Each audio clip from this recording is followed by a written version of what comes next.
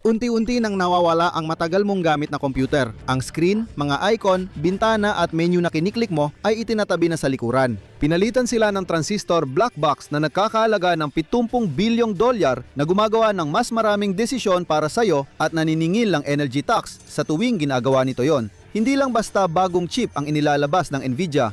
Ginagawa nila sa CPU ang nagawa na sa GPU at binigay ng Microsoft ang susi sa kanila. Ang laptop na nakadisplay lang sa tindahan ay hindi na matatawag na tradisyonal na computer. Oo, parang computer ito at nagbubukas din, pero unti-unti nang nawawala ang arkitekturang bumuo sa personal computing sa loob ng dekada. Sa sentro nito ay ang chip na tinatawag ng Nvidia na RTX Spark.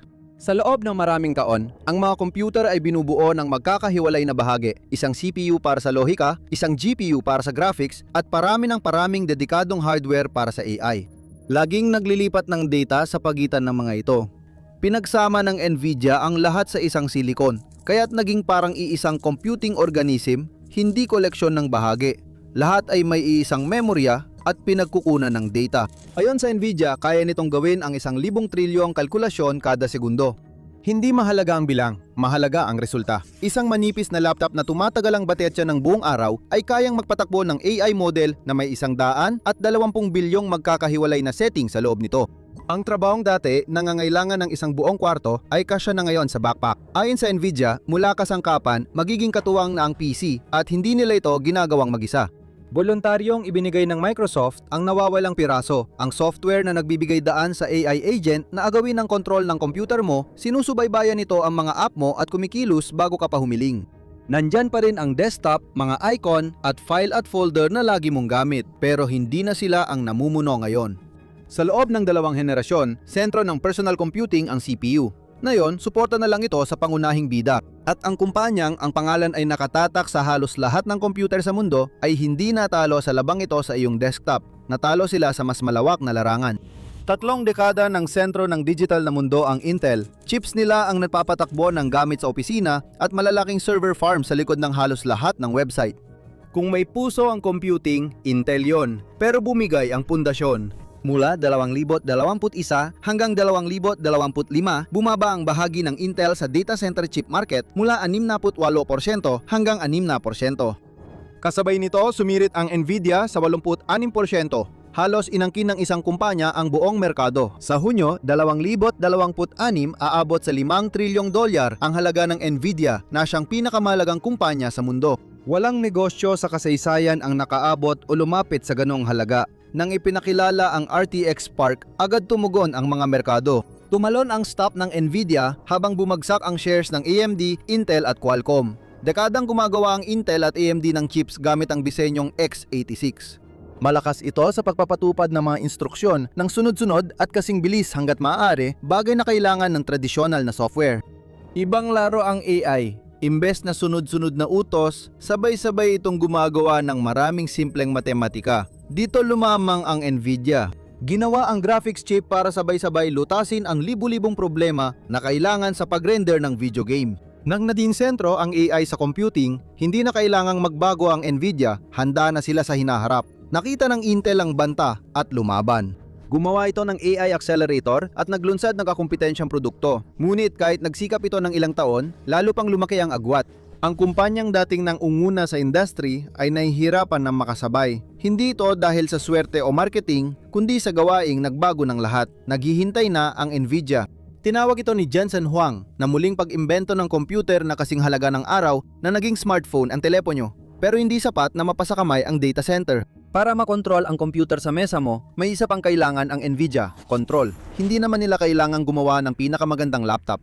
Kailangan lang nitong tiyakin na bawat laptop na sulit bilhin ay tumatakbo sa kanilang mga produkto. Kailangan din itong siguraduhin na wala nang ibang may-ari ng kahit isang bahagi nito. Sila mismo ang gumawa ng lahat. Nvidia ang nagdisenyo ng graphics at AI hardware, MediaTek ang partner sa processor, TSMC ang gumawa ng chip at inangkop ng Microsoft ang Windows. Bago makarating ang laptop sa tindahan, napagdesisyonan na lahat kaya napunta sa kakaibang kalagayan ang mga kumpanyang gaya ng Dell, HP, Lenovo at Asus. Sila ang mga kumpanyang binibilhan mo, pero pareho lang ang natatanggap nilang tapos na module. Sila nagdidisenyo ng case, cooling, baterya at ports, nilalagyan ng Windows tapos ipinapadala. Hindi nila pagmamayari ang processor, graphics o AI software na getatakda kung ano ang kayang gawin ng makina. Ang mga tatak sa takip ay pangalan lang ng mga nat-assemble ng kahon. Tinatabi ng Nvidia ang 75 sentimo ng gross profit kada dolyar ng benta na bihira para sa kumpanyang gumagawa ng hardware. Ang mga kumpanyang nag-assemble ng laptop ay nabubuhay lang sa ilang porsyento dahil karamihan sa halaga ay nawawala bago pa lumabas sa pabrika. Habang dumarami ang unit na naipapadala, tumitindi ang hindi pagkakapantay-pantay. Hindi ito makikita sa presyo, pero ito ang nagtatakda kung sino ang may kapangyarihan. Isa pang aspeto ng paglilipat ng kapangyarihan. Halos lahat ng pangunahing AI system sa mundo ay gumagamit ng software platform ng Nvidia na CUDA. At kapag ang mga gamit mo ay ginawa na gamit ang CUDA, ang paglipat ay parang magsisimula ka ulit sa umpisa. Tinangkang palawakin ng Nvidia ang kontrol sa pamamagitan ng pagbili sa ARM, ang kumpanyang nasa likod ng karibal na processor architecture sa halagang 40 bilyong dolyar. Pinahinto ng mga regulator ang hakbang, kaya imbes na bilhin ng karibal, ginawang default ng Nvidia ang ecosystem nila. Nag-adjust na lang ang industriya. Ganon din ang ginawa ng mga kumpanya noon. Kinuha nila ang halagang dati ay pinaghatian ng lahat sa graphics cards. Ngayon, ginagawa na rin ito ang parehong taktika sa processor, ang huling pangunahing bahagi ng PC na di pa nito hawak. Epektibo lang ito kung walang ibang plataporma o backup. Si Microsoft ang nag-asikaso sa susunod na bahaging yon. Pwedeng maiwanan na ng mga susunod na pagbabago ang kasalukuyan mong laptop at hindi mo ito malalaman sa screen lang. Para magamit ang bagong AI features ng Windows, kailangan ng computer ng nakalaang AI chip na may rating na hindi bababa sa 40 TOPS. Iyan ang sukatan ng dami ng AI na kalkulasyon na kayang iproseso ng chip bawat segundo. Kailangan din ito ng 16 GB memory at 256 GB storage specs na kulang sa maraming lumang makina. Kapag naabot mo ang threshold, mag-o-on ang features. Kung hindi, sa cloud na lang ito gagana o hindi talaga tatakbo. Hindi lang ito simpleng dagdag. Kabilang dito ang live na pagsasalin habang nagsasalita ka. Pagbuo ng larawan sa device mo, mas matalinong paghanap at memorya ang kayang balikan lahat ng ginawa mo. Hindi gagana ang mga ito kung walang hardware na hinihingi ng Microsoft. Noong inanunsyo ang requirements, ARM lang ang kumasa, hindi Intel, kaya lumipat sa ARM ang industriya. Pundasyon na ginagamit ng Nvidia at mga kasosyo nito, hindi itinago ang timing. Tinapos ng Microsoft ang suporta sa Windows 10 noong Oktubre 2025. Dahil doon, napilitan ang napakaraming tao na bumili ng bago, gusto man nila o hindi. Nagdulot ito ng Great Refresh, ang pinakamalaking sa pilitang hardware replacement kamakailan at pinakaangkop dito ang mga makinang gawa sa disenyo ng Nvidia. Ang mga lumang programang ginawa para sa x86 ay hindi tumatakbo ng direkta sa mga bagong chip na ito. Isinasali ng Windows ang mga ito habang ginagamit sa pamamagitan ng isang layer na tinatawag na presim, kaya nabubuksan pa rin sila. Mabagal silang tumakbo at di nagagamit ang buong lakas ng silicon. Parang bisita lang ang lumang software. Nalampasan ng RTX part ang pamantayan ng Microsoft. Ang baseline ay 4 na pang TOPS, pero ayon sa Nvidia, kaya ng chip na ito mahigit 1,000, mahigit 20 beses sa kailangan ng Windows. Yan ang punto. Hindi lang para sa kasalukuyan ang chip, kundi para rin sa hinaharap. Nahuhuli na ang mga nasa ibaba ng linyang iyon. Kaya ng chip patakbuhin ang malalaking AI model na di kaya ng karaniwang laptop at panatilihing tuloy-tuloy ang assistant kahit wala ka sa harap ng keyboard. Kapag ang bagong software ay para na sa mas mataas na antas, hindi na opsyonal ang pag-upgrade at tuloy-tuloy gumagana ang mga bagong computer. Bahagyang gising ang AI assistant, naghihintay ng ipapagawa. May sistema ring patuloy magtrabaho magdamag, tinatapos ang gawain habang natutulog ka. Ngunit may kapalit ito at matindi ang debate kung gaano kalaki yon. Ayon sa International Energy Agency at Electric Power Research Institute, noong 2024, ang isang AI request ay gumagamit ng 2.9 watt-hour ng kuryente, samantalang 0.3 lang para sa simpleng web search, 10 beses mas malaki. Kaya ang bilyon-bilyong query bawat araw ay maaaring umabot sa halos 10 terawatt-hour ng dagdag na konsumo kada taon. May ibang mga mananaliksik na hindi sumasang-ayon. Ayon sa Epoch AI at kay Sam Altman ng OpenAI, mas mababa raw ang aktwal na bilang.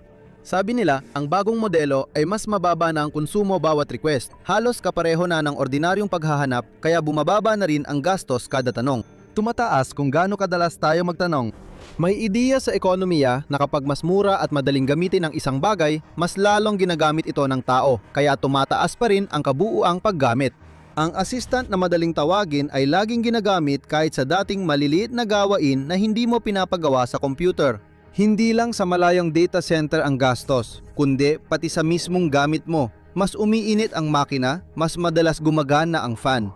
Ang bateryang tumatagal buong araw ay ngayon kailangan na ng charger tuwing hapon at lumalabas din ang mga epekto nito sa ibang lugar. Tumaas ng halos 30% ang emissions ng Microsoft mula 2020 dahil sa mga data center na nagpapatakbo ng mga sistemang ito. Habang mas nagiging mahusay ang software, mas maraming kuryente ang ginagamit nito sa background tuwing ginagamit mo ito. Isa itong problema na sabay-sabay na naranasan ng bawat kumpanya.